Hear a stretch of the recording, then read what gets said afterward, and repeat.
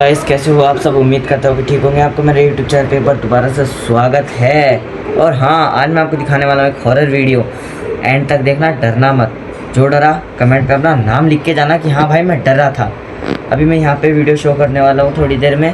पहले मेरा इंट्रो हो जाए। मैं आज दिखाने वाला हूँ आपको खूनी मंडे की एक कहानी, जो कि हमारे गाँव के काचा कड़वा पे इंस्पायर्ड है।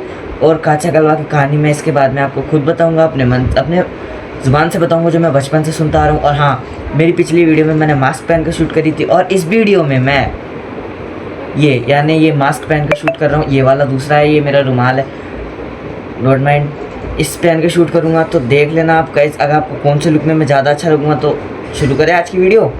कहो जल्दी कहो, चलो कर देते हैं ना। यार शुरू नहीं हो रही यार ये। 22 साल की अनन्या राजस्थान के अपने छोटे से शहर से एक नई जॉब के सिलसिले में जयपुर शिफ्ट हुई थी, पर उसे नहीं पता था कि ये उसकी जिंदगी का सबसे डरावना चैप्टर होगा। ऑफिस के पास ही एक छोटी सी सोसाइटी में उसे एक फ्लैट बड़े सस्ते रेंट पर मिल गया था। सस्ते वाले चक्कर भाई, और उस सोसाइटी के लोग बेहद अजीब थे। जब भी अनन्या कहीं भी जाती, वो लोग उसे ऊपर से नीचे तक घूरते रहते। लोग की समझ में नहीं आती मेरे को। उस सोसाइटी की कोई मेड भी अनन्या के घर काम नहीं करना चाहती थी। इनको तो वैसे ही बहाना मिल गया। अनन्या वहाँ के लोगों से थोड़ी परेशान थी, पर क्योंकि वो फ्लैट सस्ता था और ऑफिस के पास था, तो उसने इन सब बातों पर ज्यादा ध्यान नहीं दिया। देगा भी कौन। एक रात वो अपनी दोस्त मीरा से फोन पर बात कर रही थी। अचानक मीरा ने पूछा, अनु ये बच्चे की रोने की आवाज कहाँ से आ रही है? अनन्या कुछ पलों के लिए चुप होकर आवाज सुनने की कोशिश करने लगी, लेकिन उसे कोई आवाज नहीं आ रही थी।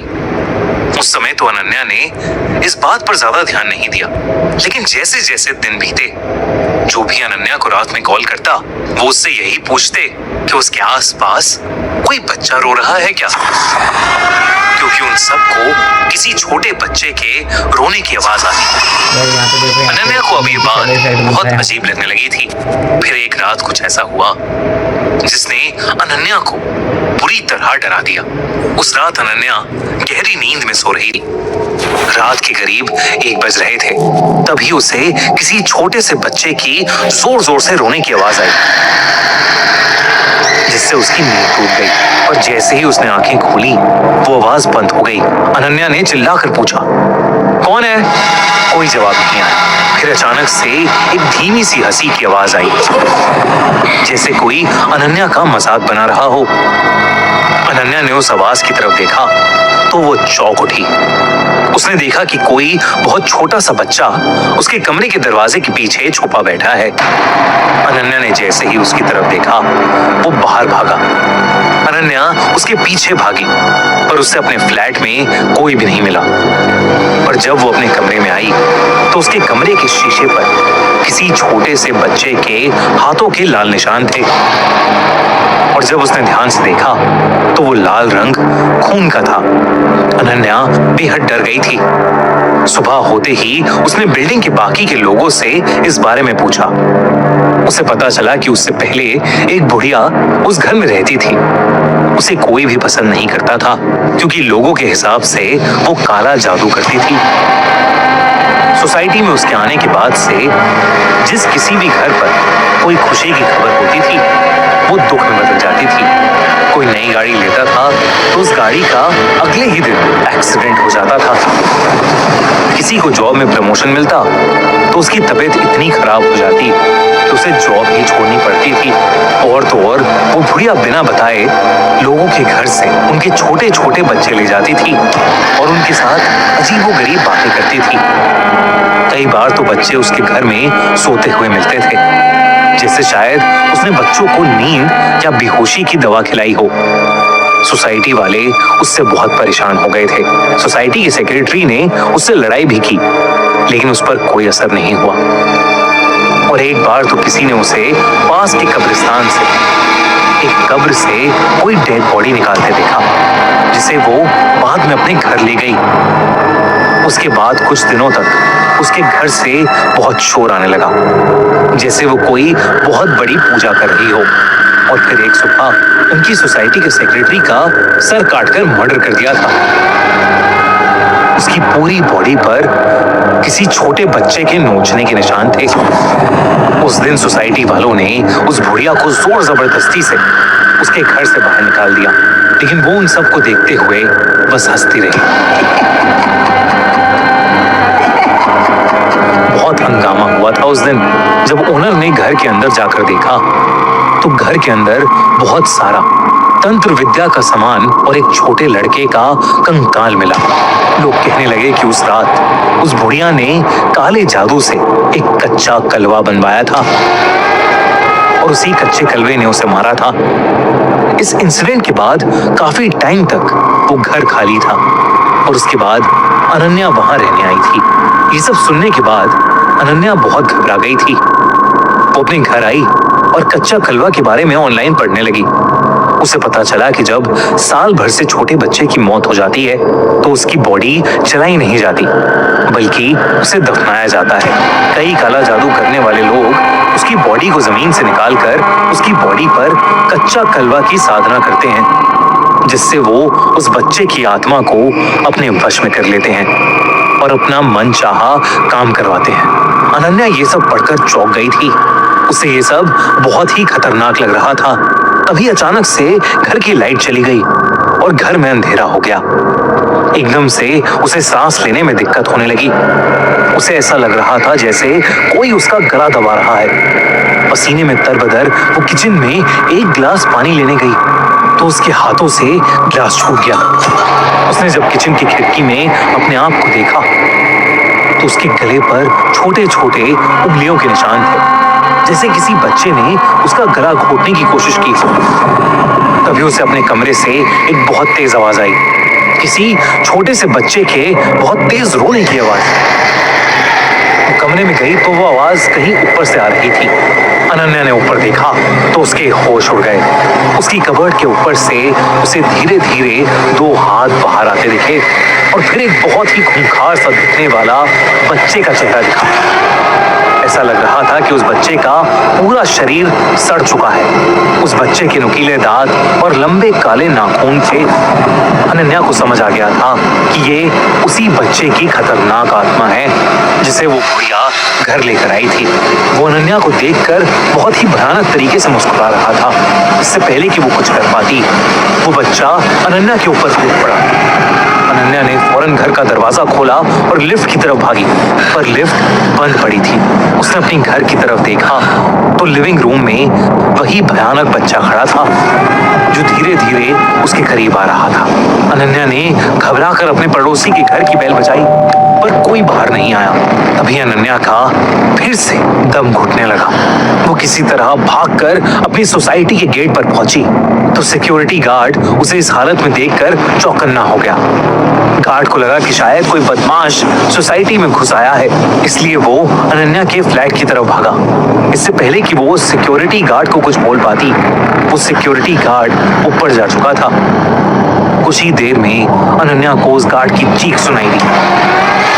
वो पीछे पलटी तो उसने देखा कि ऊपर से कुछ नीचे गिरा है। वो उसी सिक्योरिटी गार्ड की लाश थी, गले पर वैसे ही निशानों के साथ जैसे अनन्या के गले पर थे। और ऊपर उसकी बालकनी में वही डरावना बच्चा था, पर इस बार उसकी आंखों से खून बह रहा था। पूरी सोसाइटी में हल्ला मच गया। सूरज उगते ही एक पंडित को बुलाया गया। पंडित ने बताया कि काला जादू करने वाली बुढ़िया तो चली गई, लेकिन उस फ्लैट में अभी भी उस छोटे से लड़के की आत्मा कैद है, जिसे उसने कच्चा कलवा बनाया था, और वो एक बहुत ही खतरनाक आत्मा है। अनन्या ने उसी दिन वो फ्लैट छोड़ दिया और कहीं और शिफ्ट हो गई। आज उस फ्लैट को हमेशा हमेशा के लिए बंद कर दिया गया है। अनन्या को फिर कभी वो बच्चा नहीं दिखा, लेकिन आज भी वो किसी छोटे से बच्चे के रोने की आवाज से बेहद डर जाती है। तो गाइस ये थी कहानी जो खूनी मंडे एक चैनल है, वहाँ पे अपलोड हुई हुई है, आप जाके चेक कर सकते हो। और इसके रिलेटेड हमारे गांव में भी एक कहानी बहुत ज़्यादा चलती है, जिसके बारे में मैं आपको भी बताने वाला हूँ। वीडियो लंबी हो जाए मुझे कोई परवाह नहीं, लेकिन हमारे गांव में जो कहानी चलती है वो ऐसी है कि एक जो जिसे कहते हैं ना गर्भवती महिला, यानी प्रेग्नेंट लेडीज़ थी, उसने कहीं ना कहीं से कोई पैसे उठा लिए थे। यानी पैसे कहीं ना कहीं मतलब पैसे पड़े थे कैसे भी, तो उसने वो पैसे उठा लिए। अब वो उसका बच्चा पैदा हुआ, वो था लड़का, वो खुश हुई। उसने ये नहीं बोला, ऊपर वाले से बोलना पड़ता है। मेरी मम्मी ने बताया था मेरे को जब मैं राजस्थान गया, मतलब मेरी नानी ने बताया था जब मैं राजस्थान गया था कि ऊपर वाले या लड़का भेज या लड़की भेज या मत भेज। इसका मतलब या तो लड़का है या लड़की है, नहीं तो कुछ भी मत है। समझ रहे हो ना आप, मतलब समझ आना। तो उसके बाद वो जो पैसे उठाए गए थे उसके अंदर वही जो अभी आपने स्टोरी देखी उस चीज़ की आत्मा कैद थी। अब औरत ने जब ये सब काम करा तो उसका बच्चा पैदा हुआ। अब एक 3 महीने का बच्चा लेटा है, उसकी माँ साइड में सो रही है, उसकी दादी आती है और उसकी दादी एक बड़ा जो प्याला होता है ना, पहले आपको पता था कितने बड़े बड़े प्याले होते हैं, उस प्याले में दूध रख के चली जाती है, कहते बहू पी लेगी। अब जैसे ही वो बाहर जाती है और वापस अंदर आती है वैसे दूध खत्म हो जाता है। पहला इंसिडेंट जो उसकी सास ने सोचा कोई बात नहीं बहू ने पी लिया होगा। 3-4 दिन बाद पूरा टेबल लगता है, बहुत बड़ा टेबल लगता है, मैं नहीं जानता कितना बड़ा टेबल लगता है, उसमें सिर्फ एक जना होता है वो बहू, और जो उसका बच्चा होता है वो वहाँ झूले पे लेटा होता है, और जो सास होती है वो वहाँ गई हुई होती है कहीं अपने। तो बहू 2 मिनट के लिए वहाँ जाती है, क्या कहते हैं उसको, हाँ 2 मिनट वॉशरूम जाती होते में सास आती है, और सास क्या देखती है, सारा खाना ख़त्म हो रखा है, एक इतना सा भी टुकड़ा नहीं बचा। ये देखने के बाद वो बहू पे नोटिस करने लगती है कि ऐसे हो क्या रहा है इसके साथ। वो बहू भूखी रहती है, खाना गया कहाँ कुछ नहीं पता। और हाँ आगे बताऊँगा मैं आपको स्टोरी। और फिर एक दिन सासू, मतलब वो जो सास होती है जो केयर टेकर होती है, वो कहती है कि बस बहुत हुआ, अब मैं जासूसी करूँगी। अब बताइए जब ऐसा चीज़ें होने लगे तो जासूसी करना, तो देखो सब में जासूसी का वो होता है कि हाँ हम जासूस है, वो हो गया उस सास। तो उसने खिड़की से क्या देखा कि वो जो छोटा सा बच्चा है 3 या 4 महीने का वो चल रहा है। अब ऐसा कैसे हो सकता है, साइंस भी कहती है अगर 3 साल से नीचे का बच्चा है तो उसकी हड्डियाँ 300 हैं, रिसर्च कर लेना, क्योंकि एक नेक की हड्डियाँ भी अलग अलग होती है। तो उस सास ने क्या देखा कि वो बच्चा सारा जो भी खाना था खा गया और अपनी माँ पे गला पकड़ के कह रहा है कि मेरे को वापस भेज, अगर तूने ये बात किसी को बताई तो मैं तुझे मार दूंगा, तेरे घर को मार दूंगा, तेरे को सबको मार दूंगा। इतनी कहानी सुनी थी मैंने, फिर मैं सो गया। अगले दिन उठ के मैंने जब इसके बारे में रिसर्च करी तो हाँ राजस्थान की असली बात है। फिर उस एक पंडित को बुलाया गया, पंडित ने बोला यहाँ से पैसे रखवाए हैं तो ये रखवा दो, ख़त्म करवाओ। और जैसे ही वो पैसे रखवाए गए जहाँ से पैसे उठाए थे वो बच्चा गायब हो गया, वो बच्चा ही गायब हो गया। अब मुझे नहीं पता कि ये बात सच है या झूठ, मैंने पहले बोल दिया सच है, वो मैंने वैसे ही बोल दिया था जिस तरह से मेरी नानी मुझे बता रही थी। अगर आपको भी कोई ऐसा हॉरर इंसिडेंट पता है तो कमेंट में टाइप करके जाना। और कल वाली वीडियो में, परसों वाली वीडियो में मैंने बोला था कि कुछ सीख के आना है, आपने अगर टाइप कर दिया हो तो बढ़िया है, नहीं करा हो तो कोई बात नहीं, आगे और भी वीडियो बनेगी उसमें कर देना। तो जैसे इस वाली कहानी को कैसा लगा, अच्छी लगी तो बताना, और मेरी वाली कहानी कैसी लगी वो भी अच्छी लगी तो बताना। तो मिलता हूँ आपसे किसी नई वीडियो में नेक्स्ट टॉपिक के साथ, नए एडवेंचर पर, मतलब कोई ऐसे ही डरावनी कहानी में। और हाँ अगर आप डरे तो वीडियो को लाइक और चैनल सब्सक्राइब कर देना। हाँ मेरी जान, नहीं यार ये वाला ये तरीका पुराना हो गया, ये तरीका पुराना हो गया, फिर कैसे करूँ बताओ, अब खुजली चल रही है, ऐसे करने पे बंद होता नहीं है मुझसे, ऐसा तरीका पुराना हो गया, करूँ क्या, डूब के मर जाओ, नहीं चैनल सब्सक्राइब कर देना, करो, कर दिया, ठीक है।